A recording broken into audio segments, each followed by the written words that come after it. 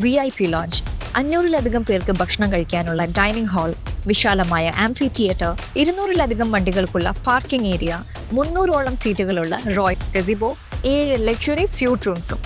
Contact now for booking. തൃത്തലയിൽ KSRTC ഡിപ്പോയോ sub ഡിപ്പോയോ ആരംഭിക്കാൻ ആവശ്യമായ നടപടികൾ ഉണ്ടാകണമെന്ന് VT ബൽറാം MLA നിയമസഭയിൽ ആവശ്യപ്പെട്ടു. വിഷയം ഗൗരവമായി കാണുമെന്ന് ഗതാഗത മന്ത്രി ഉറപ്പു നൽകി. വടക്കൻ ജില്ലകളിലേക്ക് കൂടുതൽ KSRTC ഡിപ്പോകൾ അനുവദിക്കണം. പുതിയതായി തെരഞ്ഞെടുക്കപ്പെട്ടു വരുന്ന MLA മാർ സാധാരണഗതിയിൽ 1-2 ബസ് ഷെഡ്യൂളുകൾക്ക് വേണ്ടി ആവശ്യമുന്നയിക്കാറുണ്ട്. സർ, അത് പോരാ.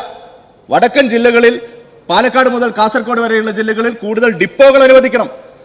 അവിടെ നിന്ന് കൂടുതൽ ഷെഡ്യൂളുകൾ ഓപ്പറേറ്റ് ചെയ്യാൻ സാധിക്കണം. ഗ്രാമങ്ങളിലേക്ക് KSRTC കടന്നു ചെല്ലണം. അവിടെയുള്ള സാധാരണക്കാരായിട്ടുള്ള തൊഴിലാളികൾക്ക് ആ KSRTCയിലെ സേവനം ഉപയോഗപ്പെടുത്തിക്കൊണ്ട് വനിതകൾക്ക് ദിവസവും ജോലിക്ക് പോകാനും വരാനും കഴിയുന്ന തരത്തിലുള്ള സാഹചര്യം ഉണ്ടാവണം. സർ, ഇത് അടിയന്തരമായി സർക്കാരിന്റെ ശ്രദ്ധയിൽപ്പെടണമെന്ന് ഈ സഭയുടെ മുമ്പാകെ ഞാൻ ആവശ്യപ്പെടുകയാണ്. ബഹുമാനപ്പെട്ട ഗതാഗത വകുപ്പ് മന്ത്രി ഇക്കാര്യത്തെക്കുറിച്ച് വളരെ കൃത്യമായിട്ടുള്ള ധാരണയുള്ള ആളാണ്. അദ്ദേഹം ഒരു പ്ലാനിംഗ് വിദഗ്ധൻ കൂടിയാണ്.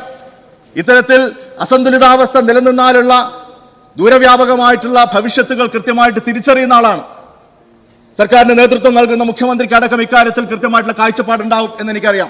സർ, എന്റെ നിയോജക മണ്ഡലമായ തൃത്താലയടക്കം വലിയ ബുദ്ധിമുട്ടുള്ള സ്ഥലമാണ്.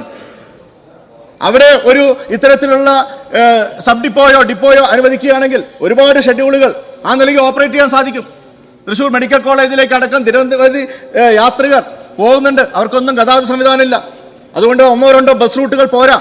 അവിടെ അടക്കം തൃത്താലയടക്കം പട്ടാമ്പി പോലുള്ള സ്ഥലങ്ങളടക്കം പരിഗണിച്ചുകൊണ്ട് പാലക്കാട് ജില്ലയ്ക്ക് പ്രത്യേകമായിട്ടുള്ള പരിഗണന കൂടി നൽകിക്കൊണ്ട് കൂടുതൽ KSRTC ഡിപ്പോകൾ അനുവദിക്കാൻ വേണ്ടിയുള്ള നടപടികൾ സ്വീകരിക്കേണ്ടതിന്റെ അനിവാര്യതയിലേക്കാണ്